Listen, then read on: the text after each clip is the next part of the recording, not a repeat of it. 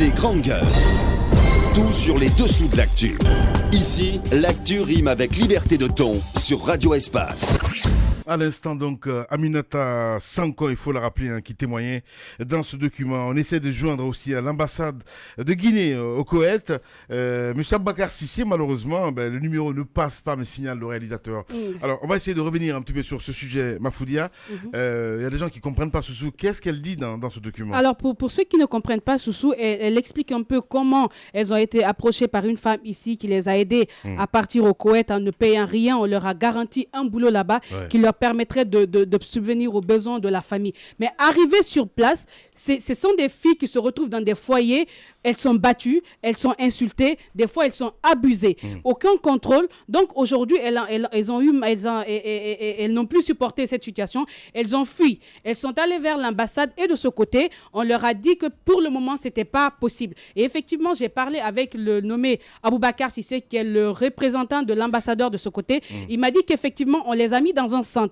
Dans ce centre, il est question de faire un contrôle. Vous l'avez entendu, elle parlait d'empreinte. Au fait, cette histoire d'empreinte, c'est de contrôler, c'est de savoir si les foyers dans lesquels elles ont quitté, si elles n'ont pas causé du tort, si elles n'ont pas volé, si elles n'ont pas blessé. Maintenant, si à l'issue de ce contrôle, on prouve qu'elles n'ont rien fait, on peut maintenant Au fait, c'est une procédure avec le pays même sur place. Donc, c'est obligatoire. Et sans cette procédure, même l'ambassade ne peut rien faire. Maintenant, ces femmes qui se retrouvent même dans ce centre, qui ne peuvent pas manger, qui ont du mal à vivre, maintenant, cette émission, si on veut, c'est l'occasion d'en appeler à plus de responsabilité. Lorsque des Guinéens sont dans de telles situations, d'accord, il y a des procédures, mais il serait bien d'avoir un regard très considérable vis-à-vis de ces Guinéens, les considérer, prendre soin de ces Guinéens jusqu'à pouvoir les rapatrier. Et ces femmes que j'ai eues, elles m'ont dit clairement que du côté de l'ambassade, on estime qu'il n'y a pas de moyens pour trouver les billets. On leur demande à elles de trouver les billets, seulement elles n'ont pas les moyens. Elles ont des parents pauvres ici, donc comment obtenir ces billets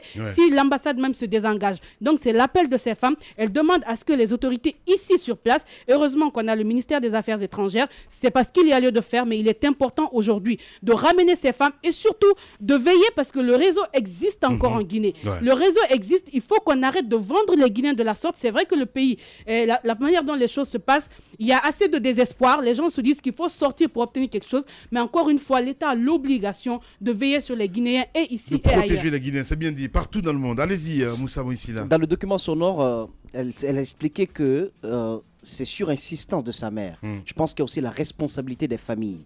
Ne donnez pas vos enfants, ne donnez pas vos chairs, le sang,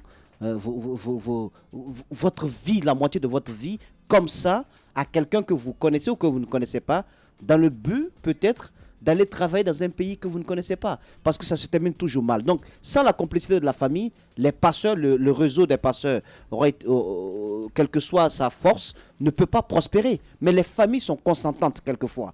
Et j'estime que pour le cas de cette dame, l'ambassade n'a pas peut-être un budget pour pouvoir payer les billets d'avion de tous les Guinéens qui sont dans ces situations de détresse, parce que le budget n'est pas là pour ça.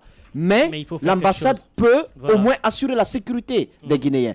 Quitte même à les laisser dormir dans la cour, il ne faudrait pas du tout permettre qu'elles repartent dans la ville, parce qu'elle a bien dit, elles encourent le risque d'être tuées, d'être battues. Et les abus sexuels qu'elles subissent, je pense que tout cela, le pays, la Guinée peut faire quelque chose. Ce n'est pas parce que vous rentrez dans un pays en désespoir de cause que vous devez forcément passer pour, je sais pas moi, pour un animal ou une marchandise sexuelle, un objet sexuel, ce n'est pas normal. La Guinée doit se montrer forte dans la défense de ses compatriotes. Mais je vous dis une chose, quand un Guinéen est malmené à l'étranger, quand ses droits sont brimés, la Guinée ne lève pas le petit doigt. C'est pas normal. Il faudrait qu'on soit quand même conséquent dans ce que nous faisons. Ailleurs, lorsque c'est un compatriote qui souffre, le pays se mobilise, mais l'État guinéen ne fait pas assez pour ses compatriotes en détresse à l'étranger. Cela pose la question de l'immigration. Juste un petit mot pour dire que ceci doit servir de cas d'école à plusieurs jeunes qui aujourd'hui miroitent des pays comme étant des pays où dès que tu atteins le sol, c'est l'Eldorado, le dollar et l'euro pleut. Nous allons citer beaucoup de pays. Nous avons le Maroc, nous avons la Tunisie, nous avons la Libye, nous avons le Koweït, nous avons pas mal de pays aujourd'hui. Les pays qui sont la destination prisée des jeunes qu'on appelle les jeunes désespérés. Je veux dire que moi, je préfère encore un désespoir chez moi qu'un esclavage ailleurs. Voilà, bien dit Roby. Les GG continuent. Les grandes gueules. Tout sur les dessous de l'actu. Ici, l'actu rime avec liberté de ton sur Radio Espace. Les affaires courantes, conseils des grandes gueules sur Radio Espace. On essaye de revenir évidemment sur ce sujet qui défie la chronique à Bakadalo. On parle des départements ministériels, mon cher ami.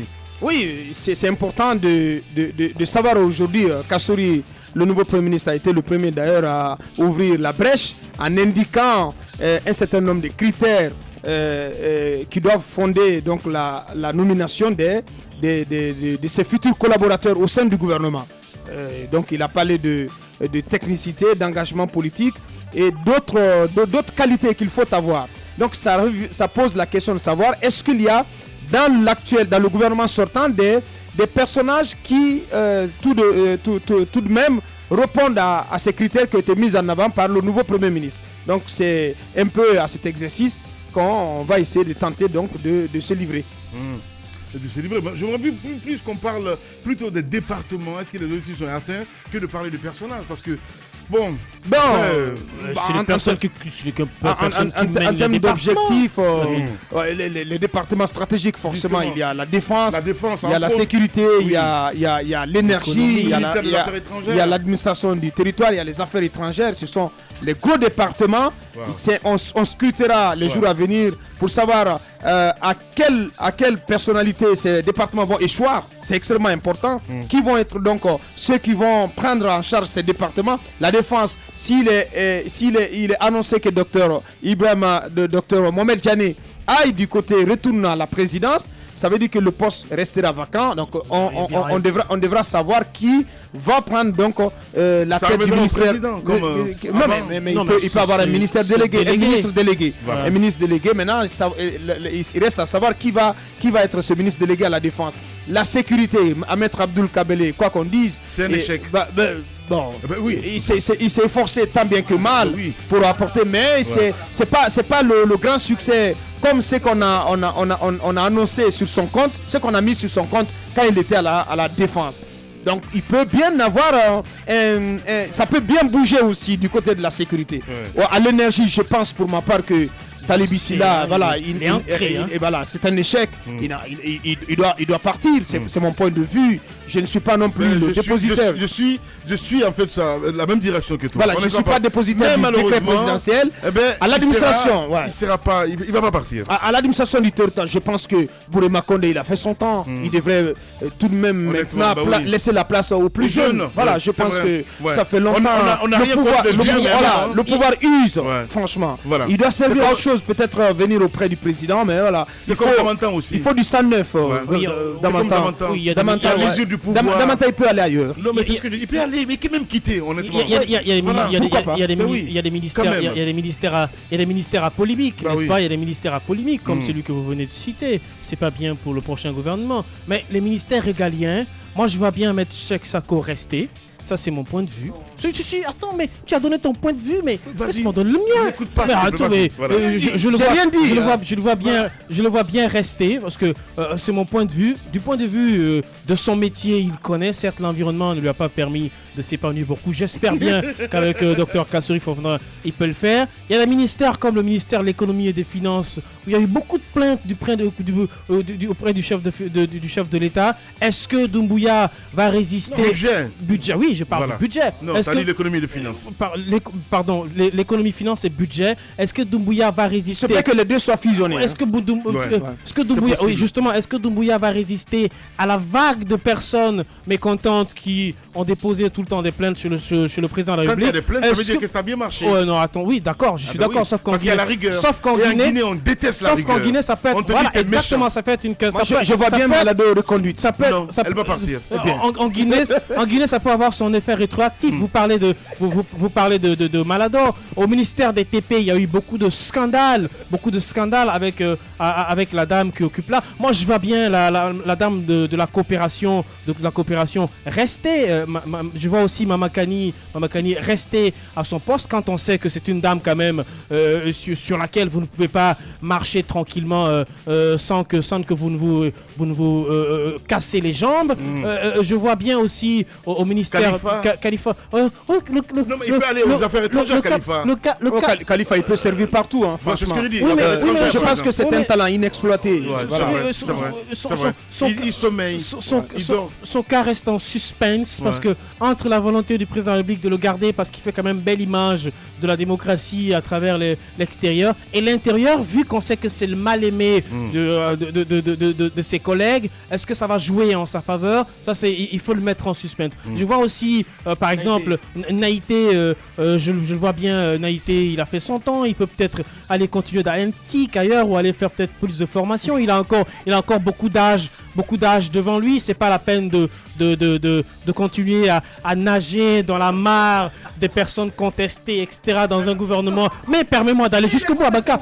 Non, je parle du gouvernement. Je dis bien dans la mare de faire une carrière. Vous ne pouvez pas faire carrière dans un gouvernement pareil. Je vois bien aussi le ministre Kao Karé partir parce qu'il a montré vite fait ses limites. Il est venu hier déjà, avant-hier. Aujourd'hui, il est contesté. Je vois aussi à la fonction publique le ministre, l'actuel ministre de la fonction publique qui est aussi Billy Nankouma, qui est aussi terne, voyez-vous. J'arrive même pas à retrouver son nom, qui est aussi terne, mais bon, qui sont quand même des amis de première heure du président de la République, ça peut jouer en leur faveur. Donc, encore une fois, je crois aussi qu'au niveau des affaires étrangères, Mamadi Touré, franchement, il n'a pas imprimé la dynamique attendue avec sa nomination. Absolument. Je pense qu'on peut aussi essayer, pourquoi pas, une autre personnalité qui pourrait venir du monde diplomatique ou d'ailleurs.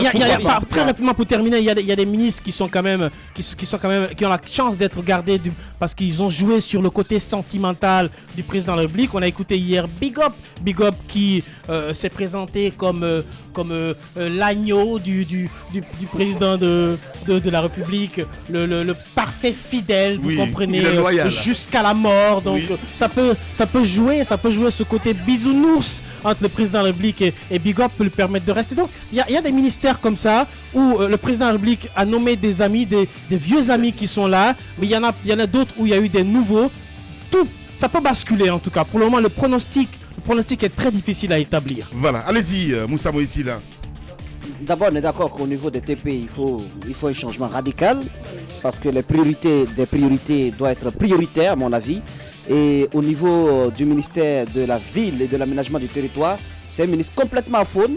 Je ne sais même pas c'est quel ministère, parce que simplement, il est resté...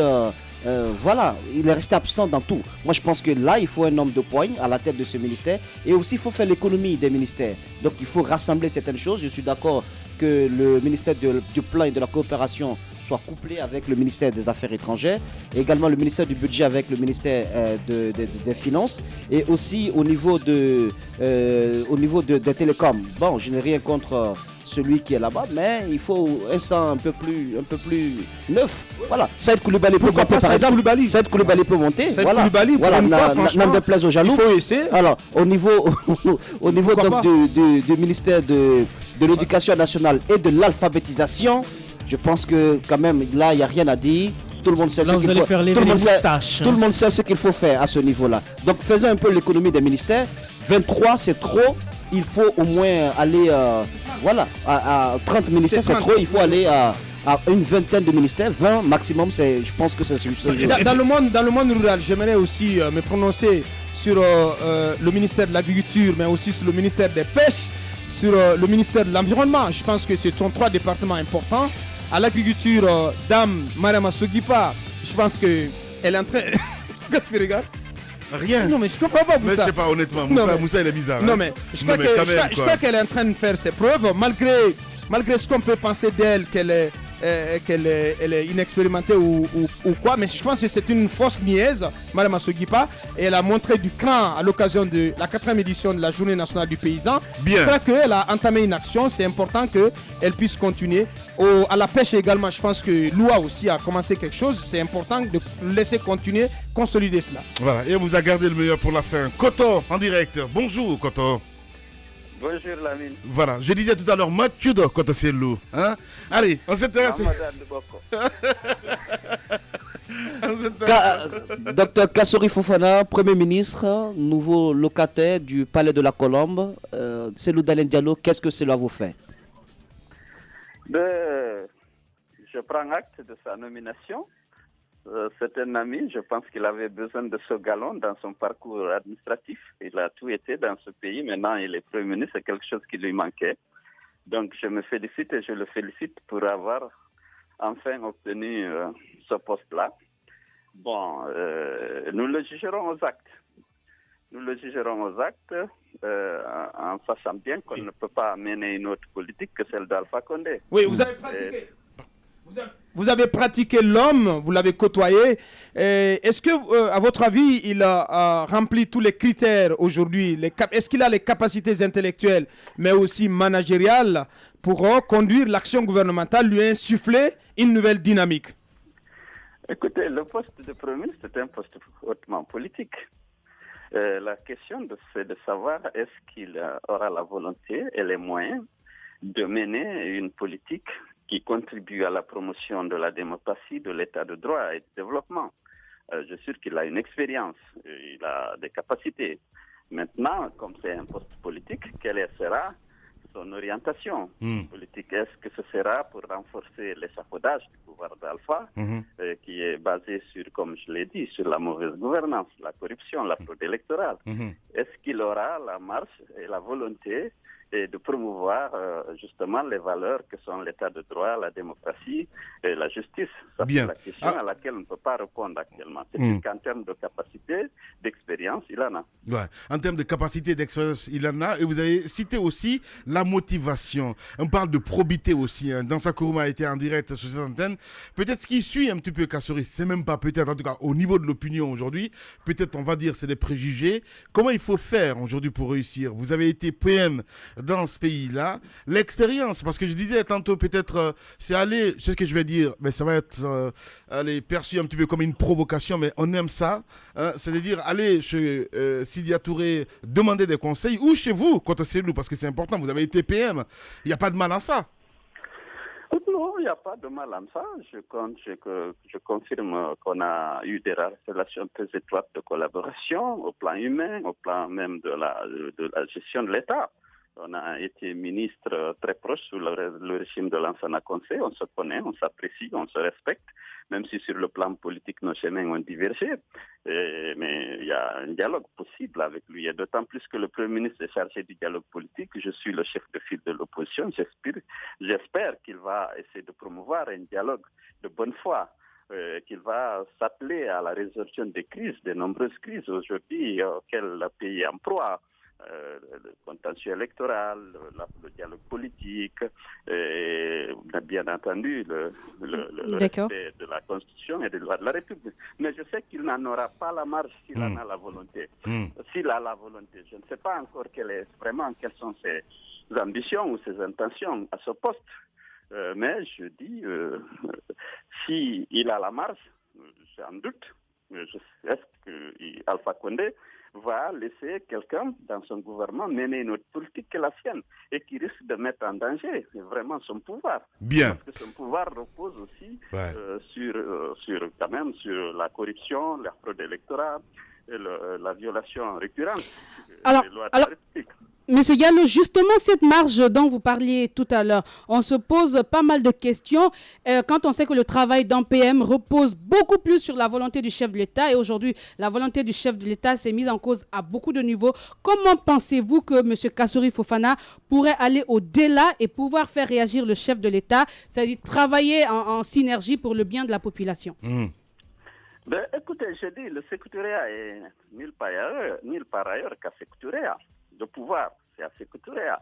Or, Alpha Condé n'est pas quelqu'un qui va changer. On l'a observé pendant 7 ans, 8 ans bientôt, mais je ne vois pas donner une marche à un Premier ministre qui pourrait aller à l'encontre vraiment de ses intérêts. Or, son pouvoir repose sur ce que je viens de vous dire tout à l'heure, la fraude électorale, le non-respect du calendrier électoral, la violation récurrente des droits humains, la division. Et je ne vois pas comment il peut déléguer une partie de son pouvoir à quelqu'un qui va à l'encontre de sa propre politique. Voilà, Koto Selou, en direct ce matin chez les GG. Roby. Kassory Fofana est un fin stratège politique. On se souvient du coup KO à l'époque et qui vous a d'ailleurs mis KO, on le sait très bien. Est-ce que vous ne craignez pas qu'il y ait une orientation politique de Kassory Fofana qui le conduirait à faire la promotion du prolongement, parce que quand j'utilise le mot troisième mandat, ça va faire réagir, du prolongement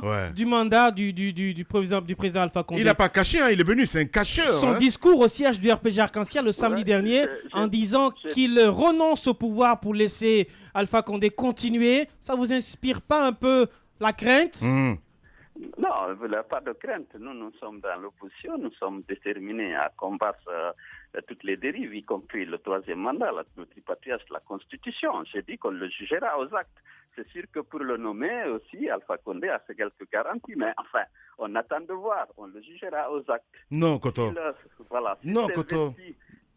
Non, il a été clair, je veux dire, de cette déclaration qu'il a fait samedi dernier du côté du siège du RPG Arc-en-Ciel. Je ne veux pas du tout à ce point qu'on soit naïf. Quand il dit qu'il renonce au pouvoir au profit d'Alpha Condé, ça vous inspire quoi? Du troisième mandat et du tripartite de la Constitution, bien entendu, il trouvera l'opposition sur son chemin. Mais connaissant l'homme, vous dites... Le dialogue politique, la bonne gouvernance, il nous trouvera là comme des partenaires loyaux. Mais si c'est autre chose, il nous trouvera aussi ferme sur son chemin. On n'acceptera pas le tripartite de la Constitution. C'est un homme que vous avez côtoyé, vous avez appartenu au même gouvernement. Quand vous regardez le prix, le sacrifice qu'il a fait pour obtenir la primature, est-ce que vous n'êtes pas un peu rassuré qu'il pourrait être donc dans ce coup de troisième mandat? Écoutez, comme il est devenu un homme politique, je connaissais l'homme qui était quelqu'un qui avait une droiture et une moralité que je connaissais. Maintenant, c'est un homme politique. Je dis, effectivement... ça veut dire beaucoup de choses, ça, Koto. Ça veut dire beaucoup, Koto. Un doute s'installe quelque part. Oui, il dit, que quand il n'était pas politique, vous le connaissez, la probité morale, maintenant qu'il est politique, ça veut dire quoi, Koto? Ça veut dire qu'il va défendre des intérêts particuliers, ses intérêts politiques. Mais non, Koto, je ne crois pas. Honnêtement, je ne crois pas. Je ne crois pas, Koto. Je ne crois pas. Mais alors là, pas du tout. L'homme politique, ça veut dire quoi? C'est le machiavélisme, ça veut dire quoi? L'homme politique, je crois qu'il peut aussi avoir comme ambition de défendre les intérêts de son bienfaiteur, en l'occurrence Alpha Condé, qu'il a nommé Premier ministre. Et je ne sais pas qu'est-ce qu'ils se sont dit pour qu'il aille jusqu'à fondre son parti politique dans celui du RPG et pour obtenir le poste de Premier ministre. Ce n'est pas l'objectif. Je suis sûr qu'on le verra. Maintenant, on attend de voir qu'est-ce qu'il va dire, qu'est-ce qu'il va faire. Je vous ai dit, par rapport au troisième mandat, je dis si c'est le cas, il nous trouvera l'opposition sur chemin. C'est pour aussi promouvoir les valeurs, la démocratie, l'état de droit, la bonne gouvernance aussi, ce sera, bon, on s'en félicitera. Mais quand en politique, tout peut arriver, rien n'est statique. Il se peut aussi que Dr Kassory soit demain votre challenger, parce qu'il s'est rapproché du fauteuil présidentiel. Il n'y a pas de problème, il revendique d'ailleurs qu'il est mon adversaire politique. Il l'a dit d'ailleurs à vous. Oui, il l'a dit ici, l'espace. Dalen, c'est un ami, mais c'est un adversaire politique. Mais je l'accepte. Je suis prêt. Le RPG Arc-en-Ciel est comme cette grosse baleine qui a décidé d'avaler tous les poissons, c'est-à-dire tous les alevins, les partis politiques. Alors, on a entendu ici dans ce studio, je crois hier ou avant-hier, je vais me souvenir, Molly et autres qui disaient qui vous conseillait, vous aussi, d'avoir la gourmandise politique. Quelle est votre stratégie désormais? Il reste quelques petits partis politiques. Est-ce que vous aussi, vous avez commencé les discussions avec eux pour que l'UFDG ait le gros ventre pour les avaler? Je veux parler notamment du groupe, etc. Est-ce qu'ils vont bientôt être aussi dégustés?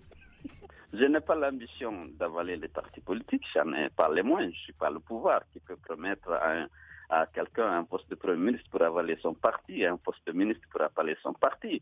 Je souhaite construire des alliances solides sur la valeur, sur la défense des valeurs partagées avec ceux qui partagent les mêmes valeurs que moi. Je n'ai pas besoin de les avaler.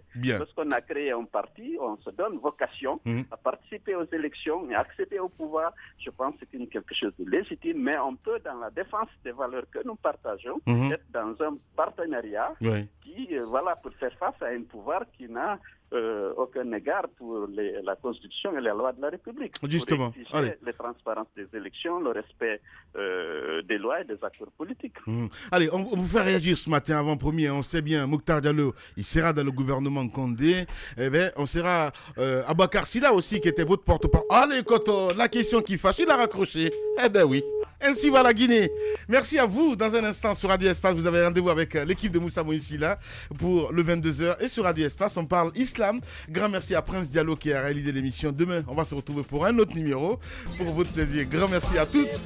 Demain, à 9h, on se retrouve. Allez, prenez soin de vous. Au revoir. Mais travailler beaucoup, créer des choses, employer des jeunes. Non, non, non. Les dirigeants africains, les dirigeants sont comme ça. Les grandes gueules.